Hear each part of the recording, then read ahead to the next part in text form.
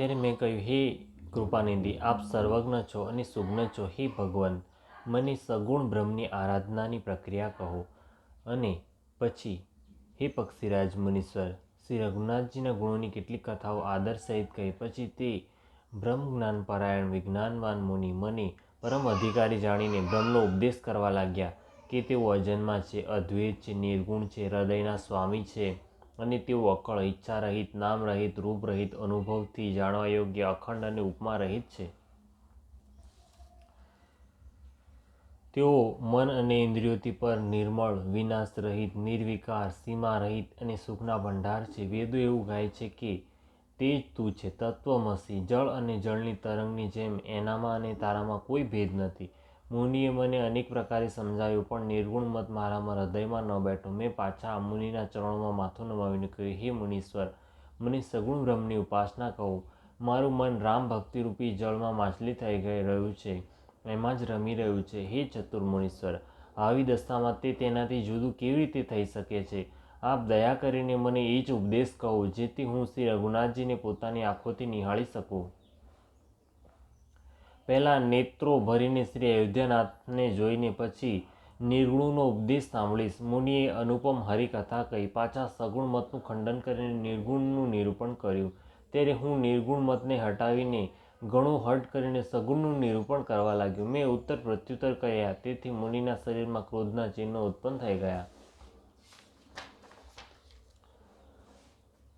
હે પ્રભુ, સાંભળો. ઘણું અપમાન કરવાથી જ્ઞાનીના હૃદયમાં પણ ક્રોધ ઉત્પન્ન થઈ જાય છે. જો કોઈ ચંદનની લાકડીને ઘણું જ ઘસે તો તેમાંથી અગ્નિ પ્રગટ થઈ જશે.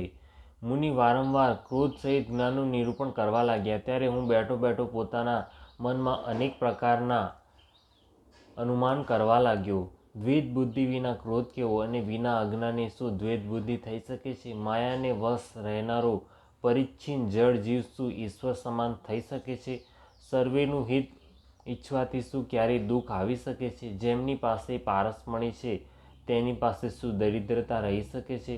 બીજાઓનો દ્રોહ કરનારો શું કદી નિર્ભય થઈ શકે છે? અને કામી શું કલંક રહિત રહી શકે છે? બ્રાહ્મણનું નરસું કરવાથી શું વંશ રહી શકે છે? સ્વરૂપ ઓળખાયાથી આત્મજ્ઞાન થવાથી શું આસક્તિપૂર્વક કર્મ થઈ શકે છે? દુષ્ટોની સંગતથી શું કોઈ સુબુદ્ધિ ઉત્પન્ન થઈ શકે છે? પરસ્ત્રીગામી શું ઉત્તમ ગતિ પામી શકે છે? પરમાત્માને જાણનારા કદી જન્મ મરણના ચક્કરમાં પડી શકે છે? ભગવાનની નિંદા કરનાર કદી સુખી થઈ શકે છે? નીતિ જાણ્યા વિના શું રાજ્ય રહી શકે છે? શ્રી હરિના ચરિત્ર વર્ણન કરવાથી શું પાપ રહી શકે છે? પુણ્ય વિના શું પવિત્ર યશ પ્રાપ્ત થઈ શકે છે? વિના પાપે શું કોઈ અપયશ પામી શકે છે? જેનો મહિમા વેદ અને સંત અને પુરાણ ગાય છે, તે હરિભક્તિ સમાન શું કોઈ અન્ય લાભ પણ છે? હે ભાઈ, જગતમાં શું આની સમાન બીજી પણ કોઈ હાનિ છે કે મનુષ્યનું શરીર પામીને પણ શ્રીરામજીનું ભજન ન કરવામાં આવે? ચાડિયાપણા સમાન શું કોઈ બીજું પાપ છે? અને હે ગરુડજી, દયા સમાન શું કોઈ અન્ય ધર્મ છે? આ પ્રમાણે હું અગણિત યુક્તિઓ મનમાં વિચારતો હતો અને આદરની સાથે મુનિનો ઉપદેશ સાંભળતો નહોતો. જ્યારે મેં વારંવાર સગુણનો પક્ષ સ્થાપિત કર્યો ત્યારે મુનિ ક્રોધયુક્ત વચન બોલ્યા, અરે મૂઢ, હું તને સર્વોત્તમ શિક્ષણ આપું છું તો પણ તું નથી માનતો અને અનેક પ્રકારના ઉત્તર પ્રત્યુત્તર દલીલો રાખે છે. મારા સત્ય વચનો પર વિશ્વાસ નથી કરતો. અરે મૂર્ખ, તારા હૃદયમાં પોતાના પક્ષનો મોટો ભારે હઠ છે, માટે તું શીઘ્ર ચાંડાલ પક્ષી કાગડો થઈ જા. મેં આનંદ સાથે મુનિનો શાપને માથે ચડાવી લીધો. તેનાથી મને ન તો કંઈ ભય થયો, ન દીનતા જ આવી. ત્યારે હું તરત જ કાગડો થઈ ગયો. મુનિના ચરણોમાં શીશ નમાવીને અને રઘુકુળ શિરોમણી શ્રી રામચંદ્રજીનું સ્મરણ કરીને હું હરખાઈને ઉડી ગયો. શિવજી કહે છે, હે ઉમા, જે શ્રી રામચંદ્રજીના ચરણોના પ્રેમી છે અને કામ, અભિમાન તથા ક્રોધથી રહિત છે, તે જગતને પોતાના પ્રભુથી ભરાયેલું જુએ છે, પછી તે કોનાથી વેર કરે? કાકભૂષુંડીજીએ કહ્યું, હે પક્ષીરાજ ગરુડજી, સાંભળો. આમાં ઋષિનો કંઈ પણ દોષ ન હતો. રઘુવંશના વિભૂષણ શ્રી રામચંદ્રજી સર્વેના હૃદયના પ્રેરણા કરનારા છે. કૃપાસાગર પ્રભુએ મુનિની બુદ્ધિને ભોળી કરીને ભૂલામણીમાં નાખી મારા પ્રેમની પરીક્ષા લીધી.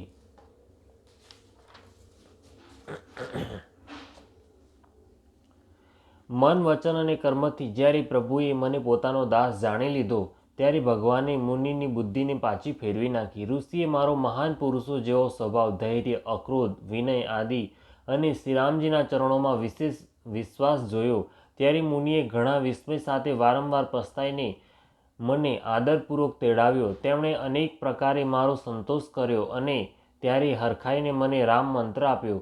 કૃપાનિધાન મુનિએ મને બાળરૂપ શ્રીરામજીનું ધ્યાન વિધિ બતાવ્યું. સુંદર અને સુખ આપનારા આ ધ્યાન મને ઘણું જ ઠીક લાગ્યું. તે ધ્યાન હું તમને અગાઉ સંભળાવી ચૂક્યો છું. મુનિએ કેટલાક સમય સુધી મને ત્યાં જ પોતાની પાસે રાખ્યો. પછી તેમણે રામચરિત માનસનું વર્ણન કર્યું. આદરપૂર્વક મને આ કથા સંભળાવીને પછી મુનિએ મને સુંદર વાણી કહી. હે તાત, આ સુંદર અને ગુપ્ત રામચરિત રૂપી સરોવર રામચરિત માનસ મેં શિવજીની કૃપાથી મેળવ્યું હતું. તમને શ્રીરામચંદ્રજીના નિજ ભક્ત જાણ્યા એટલે મેં તમને સર્વે ચરિત્ર વિસ્તારથી કહ્યું. હે તાત, જેમના હૃદયમાં શ્રીરામચંદ્રજીની ભક્તિ નથી તેમના સામે આને કદી ન કહેવું જોઈએ. મુનિએ મને અનેક પ્રકારે સમજાવ્યો ત્યારે મેં પ્રેમની સાથે મુનિના ચરણોમાં શીશ નમાવ્યું. મુનીશ્વરે પોતાના કરકમળથી મારા મસ્તકને સ્પર્શ કરીને હર્ષિત થઈને આશીર્વાદ આપ્યા કે હવે મારી કૃપાથી તારા હૃદયમાં સદાય પ્રગાઢ રામ ભક્તિ વસશે. તમે સદાય શ્રીરામચંદ્રજીના પ્રિય થાઓ અને કલ્યાણરૂપ ગુણોના ધામ, માન રહિત, ઈચ્છાનુસાર રૂપ ધારણ કરવામાં સમર્થ, ઈચ્છા મૃત્યુ, જેમની શરીર છોડવાની ઈચ્છાથી કરવાથી જ મૃત્યુ થાય છે, ઈચ્છા વિના મૃત્યુ ન થાય, અને જ્ઞાન અને વૈરાગ્યના ભંડાર થાઓ.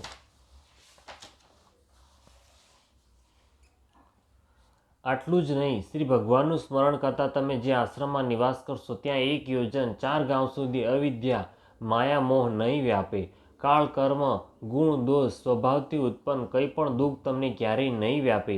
અનેક પ્રકારના સુંદર શ્રીરામચંદ્રજીના રહસ્ય, ગુપ્ત મર્મના ચરિત્ર અને ગુણ જે ઇતિહાસ અને પુરાણોમાં ગુપ્ત અને પ્રગટ, વર્ણિત અને લક્ષિત છે, તમે તે સર્વે પણ પરિશ્રમ વિના જ જાણી જશો. શ્રીરામચંદ્રજીના ચરણોમાં તમારો નિત્ય નવો પ્રેમ થાય. પોતાના મનમાં તમે જે પણ ઈચ્છા કરશો શ્રી હરિની કૃપાથી તેની પૂર્તિમાં દુર્લભ નહીં હોય.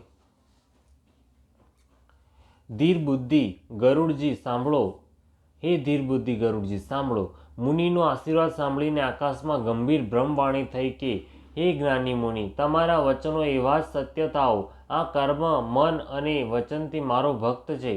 આકાશવાણી સાંભળીને મને ઘણો જ હર્ષ થયો. હું પ્રેમમાં મગ્ન થઈ ગયો અને મારા સર્વે સંશય જતા રહ્યા. તત્પશ્ચાત મુનિને વિનંતી કરીને આજ્ઞા પામીને અને એમના ચરણોમાં વારંવાર શીશ નમાવીને હું હર્ષ સહિત આ આશ્રમમાં આવ્યો.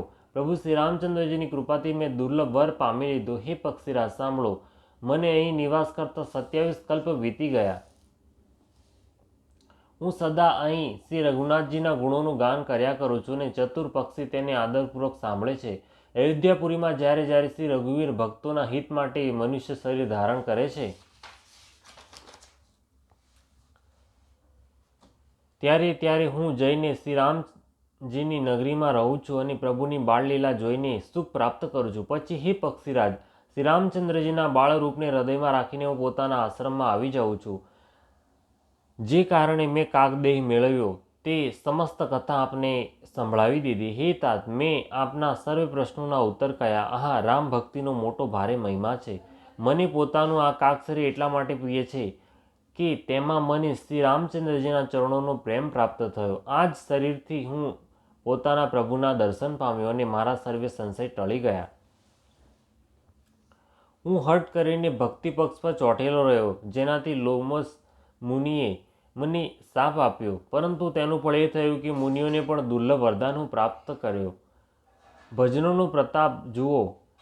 જે ભક્તિનો આવો મહિમા જાણીને પણ તેને છોડી દે છે અને કેવળ જ્ઞાનને માટે જ શ્રમ સાધન કરે છે, તે મૂર્ખ ઘેર ઉભેલી કામધેનુને તેજીને દૂધ માટે આંકડાના ઝાડને શોધતો ફરે છે.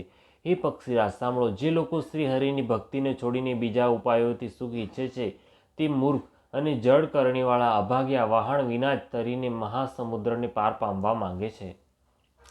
શિવજી કહે છે, હે ભવાની, ભૂસુંડીજીના વચન સાંભળીને ગરુડજી હર્ષિત થઈને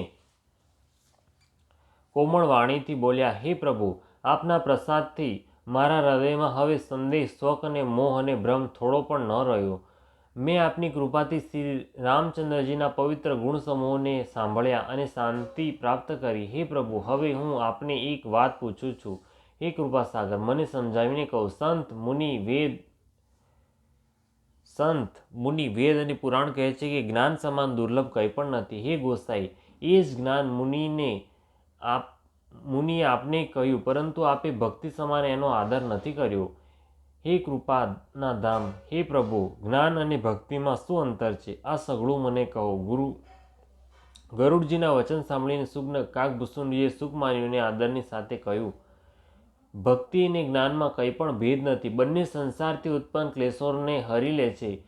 હે નાદ, મુનીશ્વર એમનામાં કંઈક અંતર બતાવે છે. હે પક્ષી શ્રેષ્ઠ, તેને સાવધાન થઈને સાંભળો. હે હરિવાહન, સાંભળો. જ્ઞાન, વૈરાગ્ય, યોગ, વિજ્ઞાન આ સર્વે પુરુષ છે. પુરુષનો પ્રતાપ સર્વે પ્રકારે પ્રબળ થાય છે. અબળા માયા સ્વાભાવિકપણે જ નિર્બળ, જાતિ જન્મથી જ જડ મૂર્ખ હોય છે.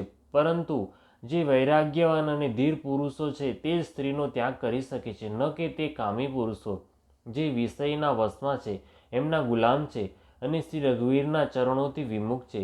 એ જ વૈરાગ્યવાન ધીર બુદ્ધિ જ્ઞાનના ભંડાર મુનિ પણ મૃગનયનીના ચંદ્રમુખને જોઈને વિવશ તેના આધીન થઈ જાય છે. હે ગરુડજી, ભગવાન વિષ્ણુની સાક્ષાત માયા સ્ત્રી રૂપે પ્રગટ છે. અહીં હું કોઈ પક્ષપાત નથી રાખતો. વેદ, પુરાણ અને સંતોના મત સિદ્ધાંત જ કહું છું. હે ગરુડજી, આ અનુપમ વિલક્ષણ રીતિ છે કે એક સ્ત્રીના રૂપ પર બીજી સ્ત્રી મોહિત નથી થતી. આ સાંભળો, માયા અને ભક્તિ આ બંને સ્ત્રી વર્ગ છે. આ સૌ કોઈ જાણે છે. વળી શ્રી રઘુવીરને ભક્તિ પ્રિય છે. માયા બિચારી તો નિશ્ચય જ નાચનારી નટી જ છે.